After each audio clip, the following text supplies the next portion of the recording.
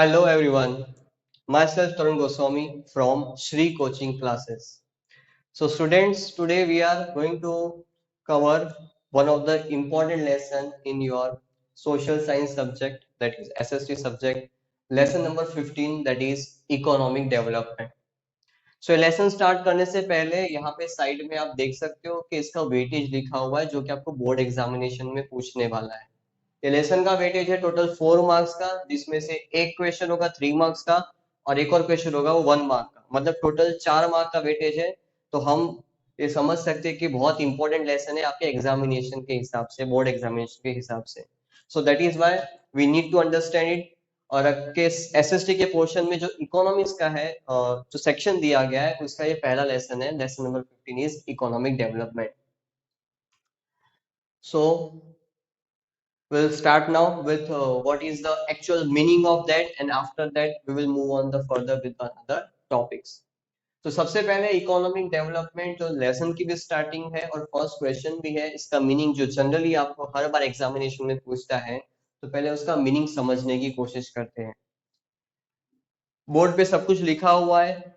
Economic development means ये तीनों particular points हैं जो कि इस पर्टिकुलर डेफिनेशन का पार्ट होते हैं। मैंने आपको पॉइंट वाइज यहाँ पे शो किया है जिससे आप इसे इजीली समझ सकते हो। तो कौन सी चीजें इंपॉर्टेंट होनी चाहिए, और तीनों चीज जब होगी तभी हम उसे इकोनॉमिक डेवलपमेंट कहेंगे।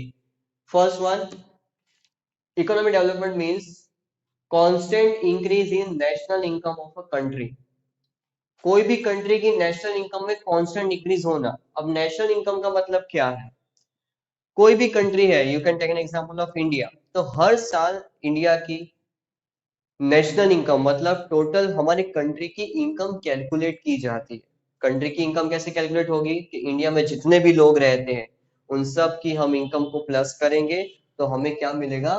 टोटल इनकम, जिसे हम लोग नेशनल इनकम भी कहते हैं, और वो कंट्री की नेशनल इनकम होगी और वो हर साल कैलकुलेट होती है। तो जब हर साल कैलकुलेट करेंगे और हर साल जब ये नंबर्स बढ़ते जाएंगे, मतलब कि नेशनल इनकम इंक्रीज हो रही है ये पता चलेगा, तो ये पहली कंडीशन आपकी सेटिस्फाई हो जाएगी, that constant increase in national income of a country, मतलब ये हो रहा है।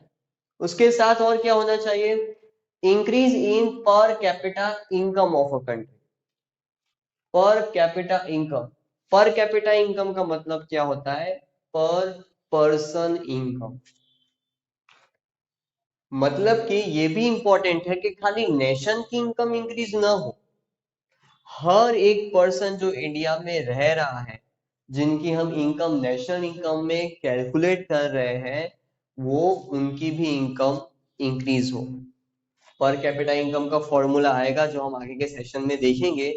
सो पर कैपिटा इनकम मतलब इन शॉर्ट अभी हम याद रख सके पर पर्सन इनकम। पर पर्सन इनकम में भी इंक्रीज होनी चाहिए। हर एक इंडिविजुअल जो हमारी कंट्री का है उसकी भी इनकम में इंक्रीज होना जरूरी है। तो वो सेकंड कंडीशन है, वो भी अगर सेटिस्फाई हो जाती है तो लास्ट कंडीशन जो है वो है change in living standard of people. Living standard, living standard एक सब्जेक्टिव टर्म है जिसमें बहुत सारा आता है। हम कहते हैं कि किसी का लिविंग स्टैंडर्ड ज्यादा है, किसी का कम है। someone is high standard of living, someone low standard of living. So how we can come to know that what is the standard of living? So that depends on many things, that which type of clothes we wear, which type of food we eat, which type of houses we have, what quality of education we have. That all the things when we take together, then it will form a part of living standard. तो India में हर एक प्रकार के person है जिसका हर सभी लोगों का लिविंग स्टैंडर्ड अलग होता है। पुअर लोगों का अलग लिविंग स्टैंडर्ड होता है, मिडिल क्लास का अलग होता है, रिच पीपल का अलग होता है। सबका स्टैंडर्ड ऑफ लिविंग होता है, बट किसी का हाई होता है। जो रिच होगा उसका हाई होगा, वो भी फूड लेता है, वो भी एजुकेशन लेता है, और मिडिल क्लास वाले भी लेता है। लेकिन जो रिच पर्सन है वो जो फूड कंज्यूम करता है, या वो जो एजुकेशन लेता है, या वो जो हाउसेस में रहता है, उसका जो लेवल होता है वो अलग होता है। इसलिए हम उसको कहते हैं कि उसका लिविंग स्टैंडर्ड हाई है। वैसे मिडिल क्लास वाला है, वो भी शायद एजुकेशन लेता होगा, वो भी फूड कंज्यूम करता होगा, वो भी हाउसेस अपने एक्वायर करता होगा, लेकिन वो शायद थोड़ा सा चीप होगा comparison to the rich one. तो हम क्या कहेंगे कि उसका लिविंग स्टैंडर्ड थोड़ा लो। तो लोगों के लिविंग स्टैंडर्ड में भी चेंज होना चाहिए। चेंज होना चाहिए मतलब इम्प्रूव होना चाहिए। If you are eating something, so that particular thing in future it should be improve in the quality of the food also, improvement the quality of residence you are living, so आपका living standard भी बदलना बहुत जरूरी है।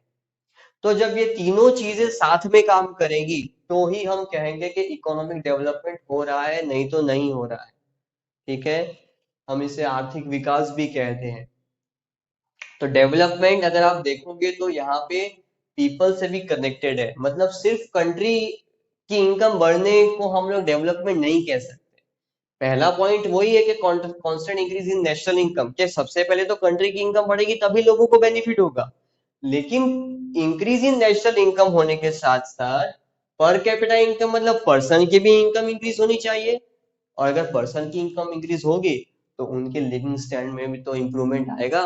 Simple है कि economic development आपको in total ये कहना चाहता है कि कंट्री की नेशनल इनकम बढ़े, लोगों की पर पर्सन इनकम बढ़े और लोगों की लिविंग स्टैंडर्ड में इम्प्रूवमेंट हो, हर एक पर्सन को better quality of living standard मिले, जो चीजें वो डिजर्व करते हैं वो उन्हें मिले।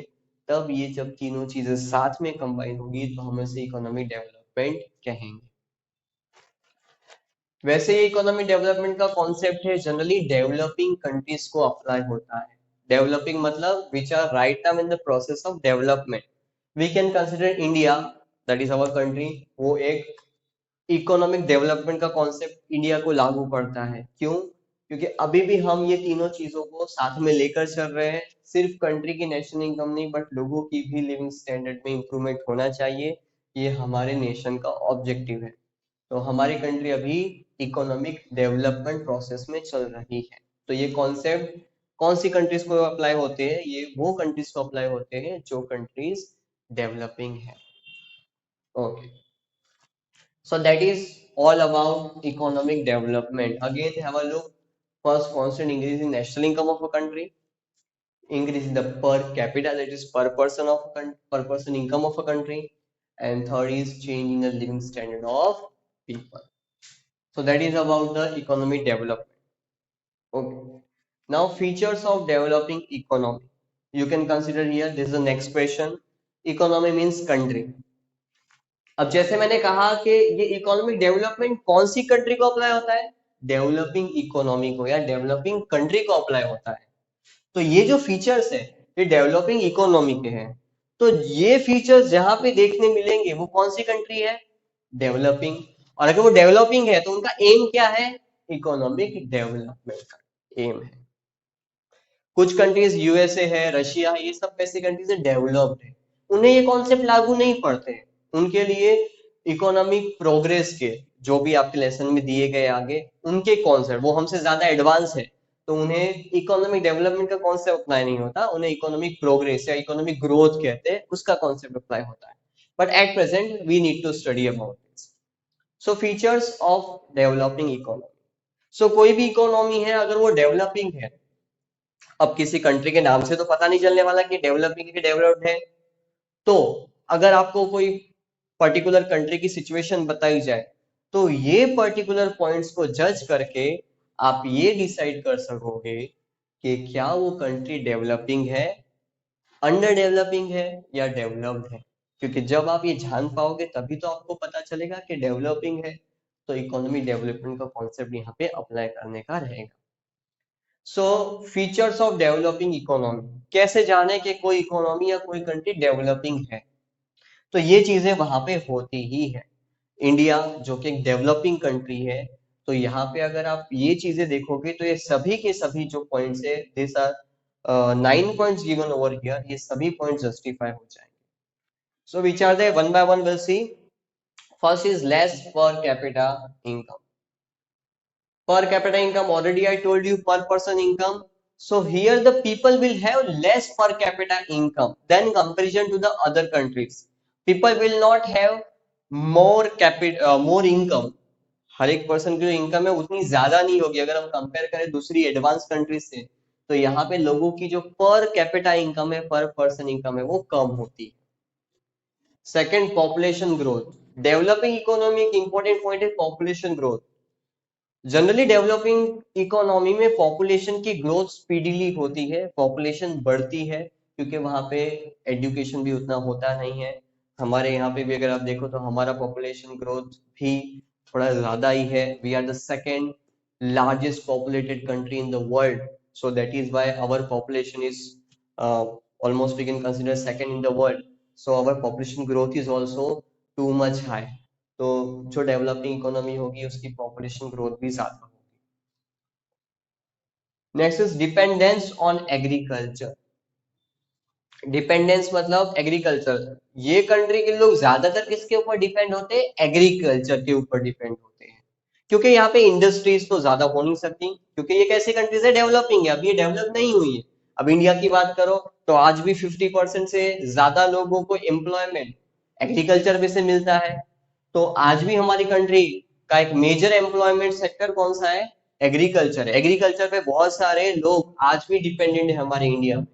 तो अगर हमारी कंट्री में एग्रीकल्चर पे लोग अगर ज्यादा डिपेंड करते हैं तो हमारी कंट्री डेवलपिंग भी हुई। तो जो भी कंट्रीज जिसमें ज्यादातर लोग एग्रीकल्चर पे डिपेंडेंट रहेंगे like India, that will be considered as a feature of developing economy. तो वो भी एक फीचर है डेवलपिंग इकोनॉमी का, and that is why we are also a developing economy. Next is unequal distribution of income. See यहाँ पे जो income, अब इनकम कौन सी इनकम की बात कर रहा हूँ मैं? नेशनल इनकम की बात कर रहा हूँ। नेशनल इनकम है वो लोगों की इनकम से ही टोटल अप हुई है। तो जब नेशनल इनकम है उसमें जो डिस्ट्रीब्यूशन है वो अनइक्वल है।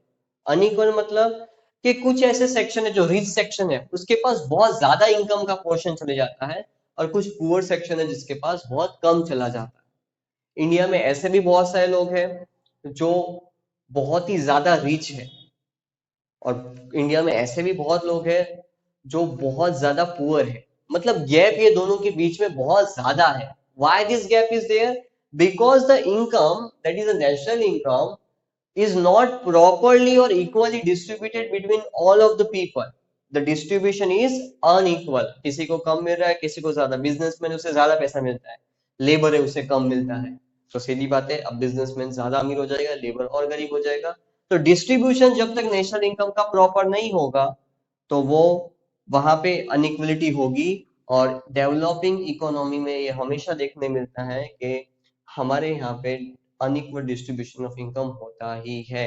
मतलब कुछ पर्टिकुलर रिच सेक्शन के पास ज्यादा इनकम जाती है और पुअर के पास बहुत कम आती है। सो that is also one feature. Next is unemployment, जिसे हम हिंदी में कहते हैं बेरोजगारी। तो जो कंट्री डेवलपिंग इकोनॉमी का पार्ट होगी वहां पे अनएम्प्लॉयमेंट देखने मिलता है। इंडिया में भी अनएम्प्लॉयमेंट बहुत ज्यादा है। तो क्यों? क्योंकि सीधी बात है, अगर आप ये कुछ पॉइंट्स है वो रिलेटेड देखो, पॉपुलेशन ग्रोथ इतनी ज्यादा हो चुकी है तो पॉपुलेशन, सभी पॉपुलेशन को, सभी लोगों को जॉब भी देना पॉसिबल नहीं है। और साथ में हम देख सकते हैं कि एजुकेशन उतना ज्यादा नहीं होता है, तो अल्टीमेटली अनएम्प्लॉयमेंट तो होने वाली है। तो कोई भी डेवलपिंग इकोनॉमी होगी वहां पे अनएम्प्लॉयमेंट ज्यादा होती है। तो अगर आपको अनएम्प्लॉयमेंट ज्यादा देखने मिलेगी तो वो एक डेवलपिंग इकोनॉमी का पार्ट है। So it is also very dangerous situation for a country. Next is coming, is written over here, poverty. That is what we say गरीबी। सो पोवर्टी नॉर्मली हम कहते हैं कि नॉर्मल सेंस में कहते हैं कि those people who are not even able to satisfy their basic needs. जो अपनी बेसिक नीड्स जो है, फूड, क्लोथ, शेल्टर, एजुकेशन, ये भी जो अपनी बेसिक नीड्स पूरी नहीं कर सकते उन्हें हम लोग क्या कहते हैं? Poor person. और पोवर्टी एक बहुत बड़ी प्रॉब्लम है हमारे इंडिया में। अगेन रीजंस आप देख सकते हो, पॉपुलेशन है, अनएम्प्लॉयमेंट है, जो अल्टीमेटली पोवर्टी को अराइज करती है हमारे कंट्री में। So poverty is also very big problem, not only in India but in a developing economy. जो भी डेवलपिंग इकोनॉमी होगी वहां पे पोवर्टी बहुत ज्यादा होगी, पुअर पीपल ज्यादा होंगे। और पुअर पीपल अगर होंगे तो वो पोवर्टी अराइज करेगी जो भी कंट्री के बेनिफिट में नहीं होता। Next is dual economy. आप डेवलपिंग इकोनॉमी में दो प्रकार की इकोनॉमी देखोगे। कुछ पर्टिकुलर सेक्टर्स है, कुछ particular areas like urban areas है, जो बड़े बड़े सिटीज है, वो बहुत ज्यादा डेवलप, बहुत ज्यादा मॉडर्न होंगे। बट वही कंट्री के अंदर दूसरी जगह पे आप जाओगे तो वहां पे जैसे कि बहुत ज्यादा रूरल इकोनॉमी है, तो वहां पे आप देखोगे कि वहां पे फैसिलिटीज नहीं है, वहां पे कोई भी प्रकार की अरेंजमेंट्स नहीं है। तो यहाँ पे डुअल इकोनॉमी देखने मिलती है कि एक ही कंट्री के अंदर इतना बड़ा डिस्क्रिमिनेशन है कि एक जगह पे सभी प्रकार की मॉडर्न फैसिलिटीज अवेलेबल होती है और दूसरी जगह पे कुछ भी अवेलेबल नहीं होता या बहुत कम अवेलेबल होता है। सो इससे क्या होता है कि अगेन यहाँ पे भी डिस्क्रिमिनेशन बढ़ता है। तो ज्यादातर लोग उस एरिया में जाना प्रेफर करेंगे जो कि ज्यादा मॉडर्न फैसिलिटेड है, जैसे कि मेट्रो सिटीज है। तो उसके बाद माइग्रेशन की प्रॉब्लम और दूसरी भी प्रॉब्लम इस कारण राइज होती है। सो यहाँ पे डेवलपमेंट भी है वो इक्वल नहीं होता है। कुछ एरियाज को कंटिन्यूस डेवलप किया जाता है तो कुछ एरियाज को डेवलप किया ही नहीं जाता। Next is insufficient infrastructure facilities. Infrastructure facilities पे बहुत सारी चीजें आती है। इंफ्रास्ट्रक्चर होना चाहिए मतलब रोड्स होने चाहिए, ट्रांसपोर्टेशन फैसिलिटीज होनी चाहिए, then water facility should be there, then communication facility होनी चाहिए, बैंकिंग फैसिलिटी होनी चाहिए। ऐसी कितनी सारी चीजें जो इंफ्रास्ट्रक्चर में आती हैं। कोई भी कंट्री जिसे आगे बढ़ना है उन्हें ये सब इंफ्रास्ट्रक्चर की जरूरत पड़ती ही है। अगर इंफ्रास्ट्रक्चर नहीं होगा तो वो कंट्रीज या वो पर्टिकुलर इकोनॉमी कभी भी आगे नहीं बढ़ पाएगी। तो इंफ्रास्ट्रक्चर फैसिलिटीज ऐसी कंट्रीज में, डेवलपिंग कंट्रीज में कैसे होती है, इनसफिशियंट। मतलब उतनी ज्यादा उनके पास कोई इंफ्रास्ट्रक्चर नहीं होता है। अब जिसके पास इंफ्रास्ट्रक्चर है नहीं वो आगे कैसे बढ़ेगा, जिसके पास स्कूल नहीं है वो एजुकेशन कैसे लेगा, जहाँ पे हॉस्पिटल्स नहीं है वो ट्रीटमेंट कैसे लेगा, जहाँ पे रोड्स नहीं है वो ट्रांसपोर्टेशन कैसे करेगा। तो इंडिया में बहुत सारे, या इंडिया की बात करें, डेवलपिंग इकोनॉमी की बात करें, ऐसे बहुत सारे प्लेसेस है जहाँ पे इंफ्रास्ट्रक्चर फैसिलिटीज कैसी है, इनसफिशियंट। तो जहाँ पे इनसफिशिएंट इंफ्रास्ट्रक्चर फैसिलिटीज है वहां पे डेवलपमेंट करना बहुत टफ है। So that will be also one feature of developing economy. And last but not least, that is form of international trade. International trade मतलब इंपोर्ट और एक्सपोर्ट। अगर आप कोई भी डेवलपिंग इकोनॉमी की बात करो और उसका आप अगर इंटरनेशनल ट्रेड देखोगे तो उसका भी एक पर्टिकुलर फॉर्म है। क्योंकि ये डेवलपिंग है तो जनरली इसका इंपोर्ट ज्यादा होगा, मतलब दूसरे देशों के पास से जो गुड्स लोगे आप वो ज्यादा लोगे, और एक्सपोर्ट कम होगा, मतलब कि जो किसी और को सेल करोगे वो आपका कम होगा। तो सीधी बात है इसका हमें नुकसान होगा क्योंकि हमारा इंपोर्ट ज्यादा है तो हम ज्यादा पैसे बाहर भेज रहे हैं, एक्सपोर्ट कम है तो ज्यादा कम पैसा हमारे पास आ रहा है। तो ये जो इंपोर्ट माइनस एक्सपोर्ट का डिफरेंस है ये भी हमें बहुत ज्यादा एडवर्सली अफेक्ट करता है। सो डेवलपिंग इकोनॉमी ये देखने मिलेगा, इंटरनेशनल ट्रेड सभी करते हैं बट डेवलपिंग इकोनॉमी में क्या होता है कि इंटरनेशनल ट्रेड में इंपोर्ट ज्यादा होता है और एक्सपोर्ट कम, और जो डेवलप्ड होते हैं वो एक्सपोर्ट ज्यादा करते हैं और इंपोर्ट कम। तो जिसका एक्सपोर्ट ज्यादा होगा वो ज्यादा बेनिफिशियल कंडीशन में है, और बाकी डेवलपिंग कंट्री वाले जो कि इंपोर्ट ज्यादा करते हैं उनकी कंडीशन उतनी ज्यादा अच्छी नहीं। सो ये टोटल 9 फीचर्स है सिर्फ डेवलपिंग इकोनॉमी में। मैंने आपको हर जगह पे इंडिया के साथ रिलेट भी करवाया, और ये सभी की सभी कंडीशन अगर सेटिस्फाई होती है तो इससे प्रूव होता है कि India is a developing nation. और इसके सिवा आप कोई भी कंट्री का एग्जांपल ले लो, अगर आप ये सभी के पॉइंट्स से उसको कंपेयर करोगे कि क्या ये कंट्री में ऐसा है, पॉपुलेशन ग्रोथ है, डिपेंडेंस है, सभी के सभी अगर पॉइंट उस कंट्री के रिस्पेक्ट में देखोगे और अगर वो सभी चीजें अवेलेबल है उस कंट्री में जैसे कि इंडिया में है, तो आप इजीली आइडेंटिफाई कर पाओगे कि क्या वो कंट्री डेवलपिंग है या नहीं है। So again have a fast look of this point, features of developing economy क्या क्या है। लेस पर कैपिटा इनकम, लोगों की पर कैपिटा इनकम कम होगी। पॉपुलेशन ग्रोथ ज्यादा होगा, पॉपुलेशन बहुत तेजी से बढ़ेगी। ज्यादातर लोग डिपेंडेंस ऑन एग्रीकल्चर, एग्रीकल्चर पे डिपेंड करेंगे, पढ़े लिखे नहीं है तो वो एग्रीकल्चर में ही ज्यादा जाएंगे, इंडस्ट्रीज में जाने के चांसेस कम हो जाते हैं। Unequal distribution of income, rich people के पास ज्यादा इनकम, पुअर के पास कम। अनएम्प्लॉयमेंट, लोगों के पास उतनी जॉब अपॉर्चुनिटीज नहीं अवेलेबल होगी। पोवर्टी, अगर पॉपुलेशन ज्यादा है जॉब नहीं है तो पोवर्टी सिंपल है वो आएगी ही। ड्यूअल इकोनॉमी, एक ही कंट्री के अंदर ऐसे हमें एरियाज देखने मिलेंगे जो एक जगह पे हर एक फैसिलिटी है उसे कंटिन्यूस डेवलप किया जा रहा है और दूसरा उस पर डेवलपमेंट में कोई ध्यान ही नहीं दे रहे हैं। Insufficient infrastructure facilities, infrastructure facilities available नहीं है, तो अगर इंफ्रास्ट्रक्चर नहीं होगा तो डेवलपमेंट कैसे करेंगे। और लास्ट है form of international trade in which import will be higher than export always. So that's about the features of developing economy. This is also very important question from the examination point of view. तो ये session में हमने economy development का meaning देखा और features of economy developing economy देखा. So it is very important question. This is particularly generally asked in examination for 3 marks. तो ये सभी जो पॉइंट्स है और ये क्वेश्चन है ये बहुत ही इंपॉर्टेंट है एग्जामिनेशन के एंगल से. So today we are keeping over only up to this our session. Okay. Bye bye. Thank you.